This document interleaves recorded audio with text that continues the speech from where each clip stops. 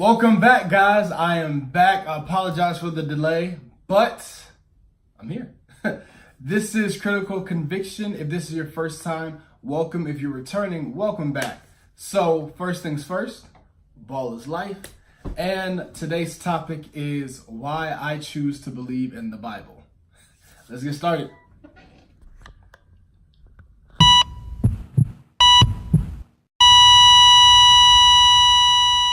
So why do you choose to believe in the Bible? Certain things we have to ask ourselves. If we believe in the Bible, we need something that's going to be concrete and valid.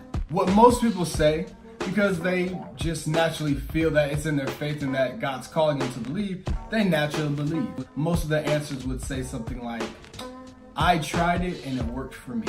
Or they might say, that's the way I was raised. So let's break down those answers. It worked for you. Does that always necessarily mean it'll work for everyone else? No. We're all different. We all have different walks of life, different experiences. Some things may work for some people. And the second answer, you grew up that way. What do you say to the atheist, the Muslim, the person who believes in the Force, or someone who believes in Odin? What do you tell them if they were raised that way? I'll tell you what you say. I got this from Dr. Vodi Bokum. I choose to believe the Bible because it is a reliable collection of historical documents written by eyewitnesses during the time of other eyewitnesses. It reports supernatural events that took place of fulfillment of specific prophecies and claim their writings are divine rather than human in origin. Okay. Let's break that all the way down, right? So where do you get this answer? Well, you get it in the Bible. Go to 2 Peter chapter 1, and you start with verse 16 through 20. So the Bible was originally written in 3 different languages: Greek, Hebrew, Aramaic. It was written on 3 different continents: Africa, Asia, Europe. Over 40 authors in which most never met each other. By the way, this was over a 1,500 year span. It's not enough. There are over 23,000 archaeological digs on the Bible alone. So if somebody was really going to disprove it, it would have been done by now. There are about 15,000 manuscripts in the Old Testament and 6,000 in the New Testament. Do we know about eyewitnesses? They tell what was seen. I can tell you my own personal story, but if I had my mom, if I had a policeman, if I had my next door neighbor, if I had someone who was at the store, if I have people that can justify or can confirm my story to be true, it makes my story much more believable. For example, the resurrection of Jesus. It was reported that at least 300 people had seen Jesus after the resurrection. I know what some people might say. Some people might say, oh, they hallucinated. It's kind of hard for over 300 people to have the exact same hallucination. Just much more of a coincidence. Or it actually happened. Let's get to the nitty gritty. What people like to always say about the Bible. You might have heard, the Bible was translated over a jillion gazillion times.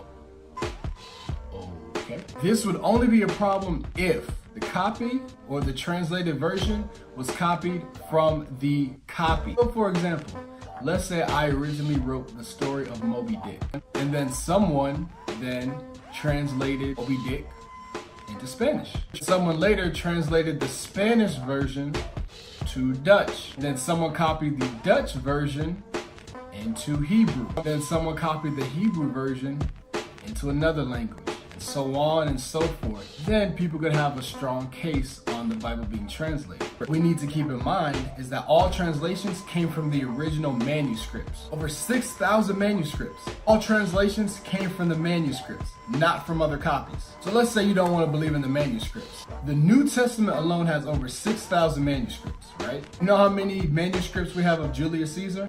12. What about Aristotle? Less than 10. What about the famous Socrates?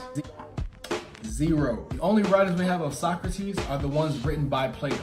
Now here's where people think they caught you slipping. The 6,000 manuscripts are dated roughly 2 decades after the resurrection of Christ. So about 20 years, right? Ooh. That's a big window for something to happen, right?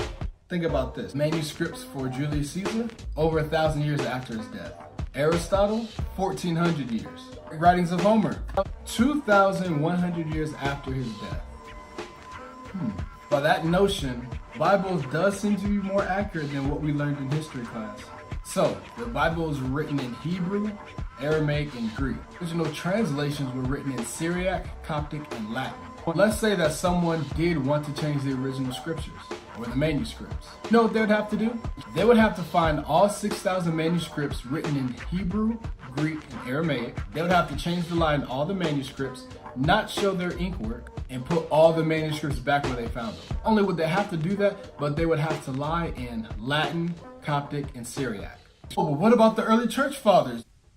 Okay. Studies have shown that 95 to 98% of the New Testament could be recreated by the church fathers. Only 11 verses couldn't be recreated just by off their teachings and their comments alone. So if somebody wanted to change the manuscripts, they would have to know Hebrew, Aramaic, and Greek, get the translation, change the lie, don't show their ink work, put them all back, and by the way, live over 300 years to do so. If you can believe all that, then God bless you. I have a bridge to sell you as well. And the last point is that the writings of the Bible are divine and not an origin of man. I can't trust the Bible because it was written by men. Men. Written by men. Men. Okay. That means you don't trust any newspaper, historical books. You don't trust any textbook. You don't trust anything because man wrote everything. And you don't believe anything that you could ever write because you wrote it. So, by that logic, we can never believe anything anyone ever said unless we saw it for ourselves. All you know, you can only prove what you've seen in your life. Imagine taking a math test and you want to give it back to the teacher because the Pythagorean theorem was written by man. Yeah, alright. Summing up, God does not want us to have blind faith. He wants us to know His word. If He didn't, why would He give us the Bible? No matter what you do, some people are just never going to believe anything you say. And that's okay.